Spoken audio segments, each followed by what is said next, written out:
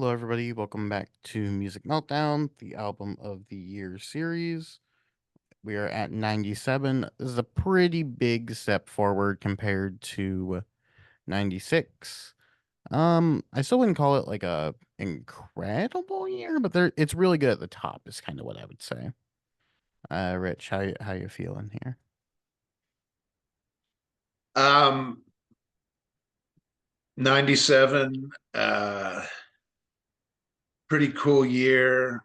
I think there's always great stuff because a year is a pretty long time. It would have to be extremely bad for nothing good to come up in an entire year. So, but yeah, it's interesting. My top five is very electro, very electronica, kind of like EDM type stuff. And that was just big, like big name songwriters were experimenting with that kind of sound a lot around this time.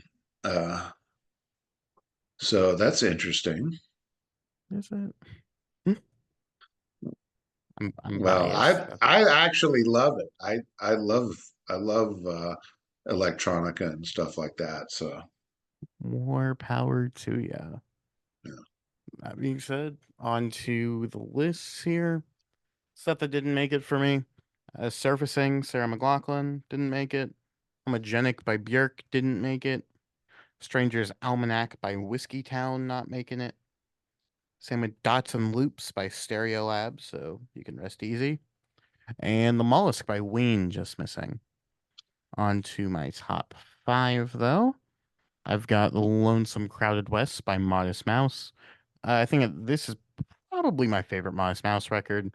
I think it just hits them at a great culmination of them being really experimental, really interesting within their sort of indie sound, but still having sort of a rawness and a grit compared to their later records.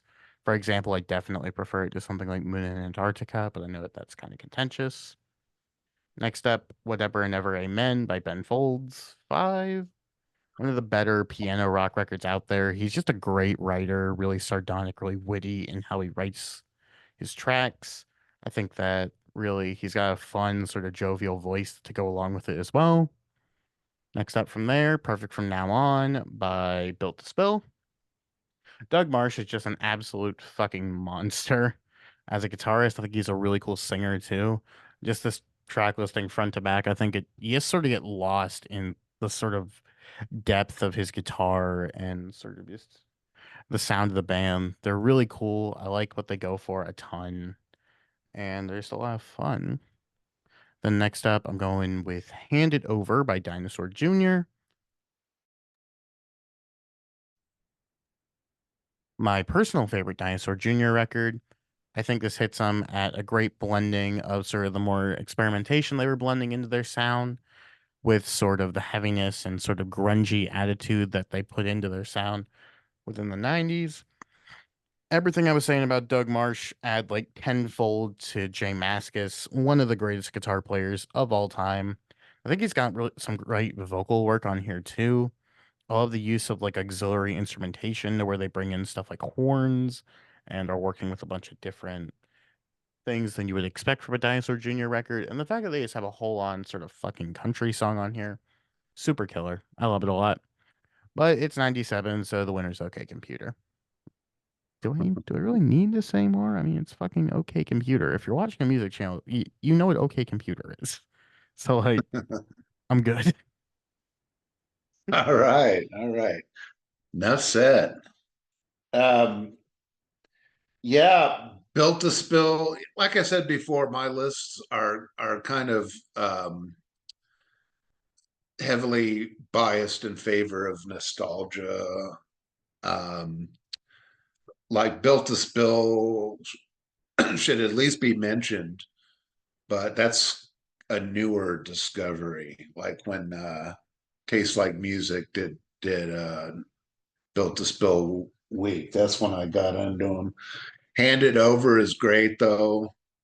Okay, my honorable mentions for 1997: The Boatman's Call, Nick Cave and the Bad Seeds, Album of the Year, Faith No More, like Swimming, Morphine, Ultra by Depeche Mode. It's an uneven album, but it has some of their best tracks. And Egyptology by World Party, underrated sort of Beatlesy album from the beloved World Party. Essentially, just Carl Wallinger, who sadly died not long ago, way too young. All right, on to my top five. My number five is Earthling by David Bowie. Holy shit, I'm crazy about this album. Bowie successfully weds techno and jungle music to some incredible tunes. Number four, I've got Portishead, the self titled, another great trip hop album from Portishead. Pretty much just a continuation of what they did on Dummy, equally brilliant.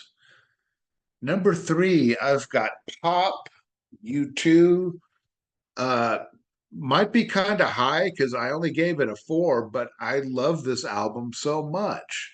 I think it's so creative. They seamlessly add even more electronic elements to their sound. Mofo is their all out sort of techno song, and it's a killer. The last track, Wake Up Dead Man, is so good, sort of an irreverent prayer to Jesus. The only track I don't like is Last Night on Earth, which just rubs me the wrong way in the chorus.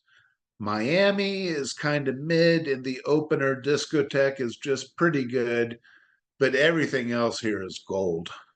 Just mwah. All right, my number two is Homogenic from Bjork. I've cooled a bit on Bjork in recent years, but she's put out some brilliant albums, and this is one of them. This was big stuff for me back in the day. I love the glitchy electronic percussion, and Bjork's vocals are very unique, acrobatic, and expressive. My second favorite Bjork album. And yeah, I'm with you. Number one's got to be OK Computer by Radiohead. OK Computer is the perfect sweet spot between the alt rock of the Bins and the full on experimentalism of Kid A. I won't bother going into details here. It's OK fucking Computer. Yeah, I mean, like, what are we even gonna say about OK Computer that hasn't been said already? It's just great. Like, it's a band reaching the peaks of their talents, and there's just not much really to say more than that. It's really Yeah, good. I mean, if I was a musician, I could go into more detail, but if I were to try to describe the music, it would be boring. It's just shut up and press play. Pretty much. But yeah, 97 is a really cool year. I'd say it's definitely uneven. Like the stuff at the top is clearly at the top, and then there's some weaker stuff below, but I just think that it's really solid for what it's worth. So, a lot of great stuff there.